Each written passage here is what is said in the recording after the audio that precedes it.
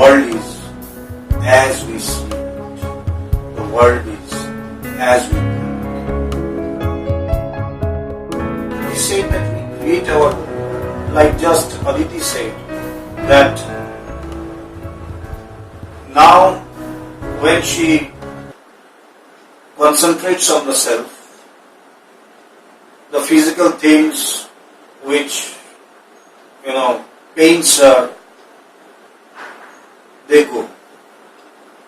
She cannot recognize them in that way. But whenever she is busy with the material world, busy with the external world, these things she can feel more and more. So is it that whenever she thinks of the external world or she is busy with the thoughts of the external world that the pain increases? It's not so. The pain is always there.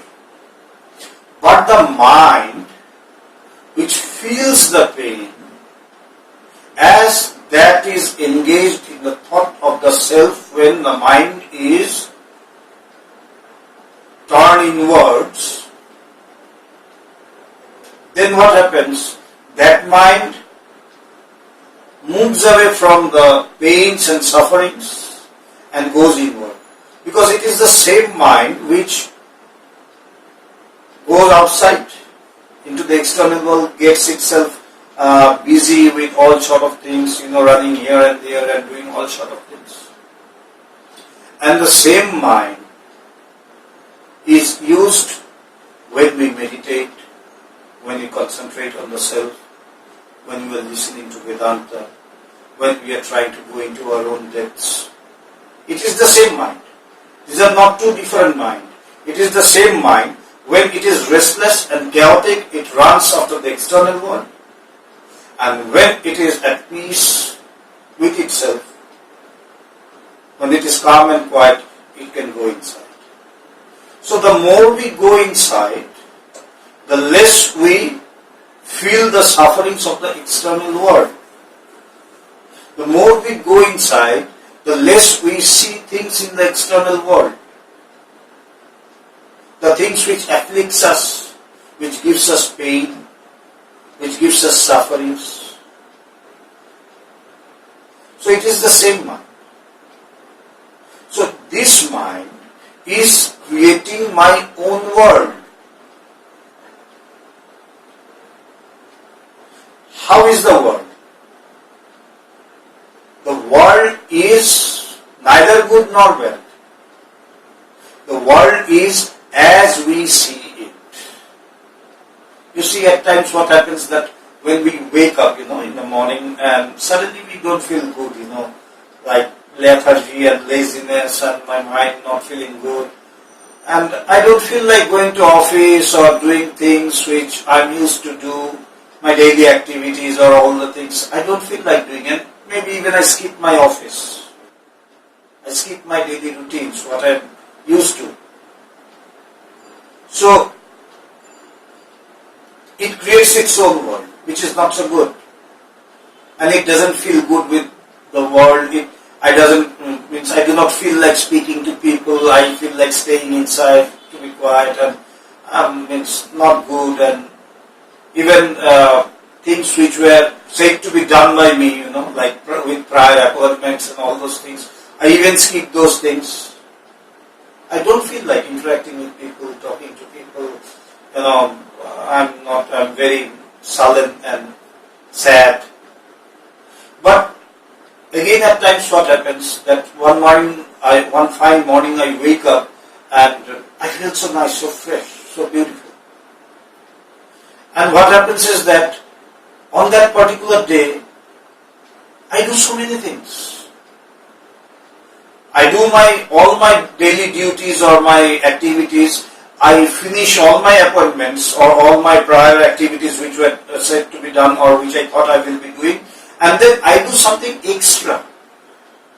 And lovingly, with a smile on my face. So, did the world change overnight? No. The world did not change overnight. Actually, what happened? My mind created its own world. That is the thing.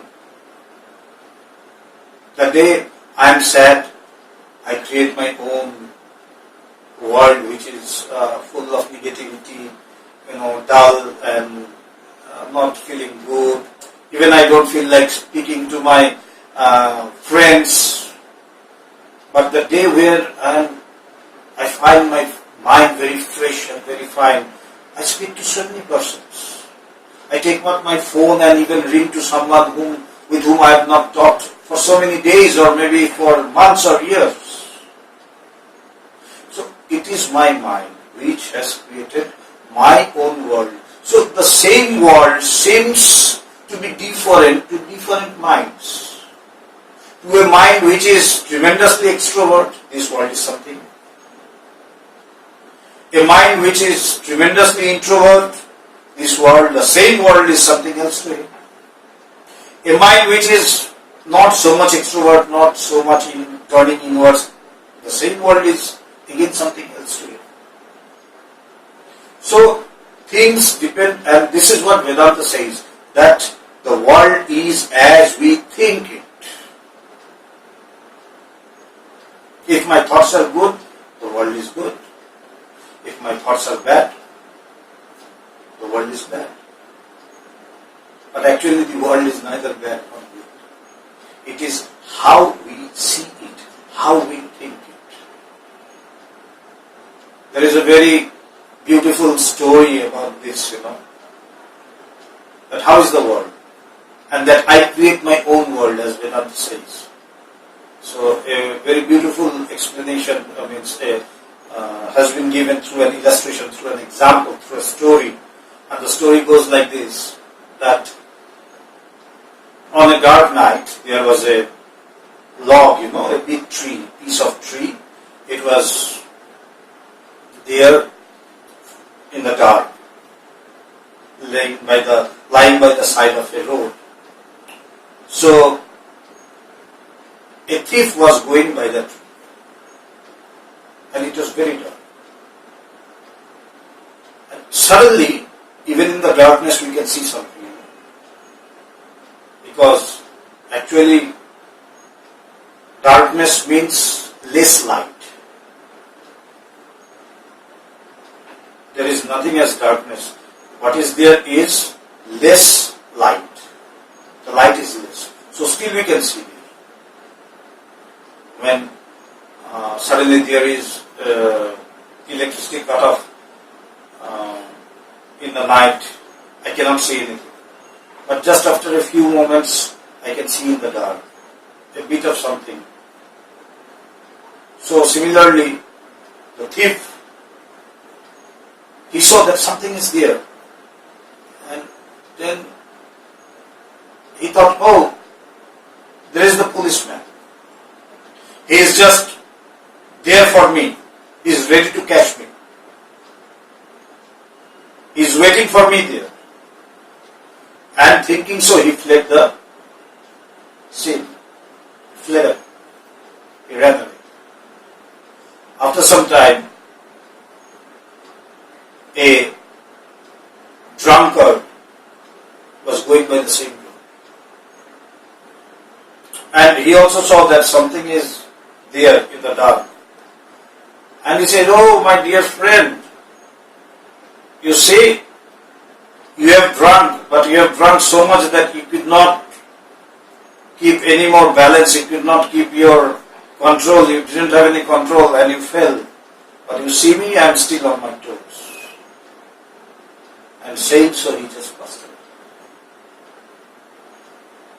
Again after some time, a sannyasi, an aspirant, he was going by the same. And he also saw that something is there in the dark. And he said, there you are, my dear friend. You have found a secluded place, a solitary place, and you have sat there in deep meditation, meditating on the Supreme. How beautiful you are. How beautiful you are. Let me also meditate, sitting by your side. He just sat by his side and he sank in deep meditation. So, There were these three persons, that means these three minds. The mind of a thief saw a policeman in the dark. The mind of a drunkard saw another drunken man lying, unable to keep his control anymore. And the mind of a aspirant, he saw a meditating person and sat in meditation. But the thing in reality is neither a policeman, it is neither a drunkard, and it is also not a meditating person. It was a piece of log lying in the dark. But these three minds, these three persons symbolizes three minds. For example, we say at times, he's such a nice person. What does it mean? What we mean by saying that he's a nice person? That means he's a good-looking person? No. That means his mind is so beautiful, his thoughts are so beautiful. That is what we mean by saying that he is a nice person. So these three men represents three minds. And these three different minds created three different worlds, and they reacted according to their own thoughts, according to their own world which they have imagined. So this world is neither good nor bad. It's a mixture. You have both the good, both the bad. Now it is up to us what we shall take, what we shall accept. The mind which is used to the thought of the self, thinking about the self, discriminating between the real and the unreal, that mind takes up the reality. It takes up the good things. Just as an ant takes up a grain of sugar from a mixture of sugar and sand. If you leave an ant on a pile of mixture of sugar and sand, and if it takes up one single grain from it, be sure that it will be the grain of a sugar and not sand. Similarly, this world is a mixture. If I can train my mind, then my mind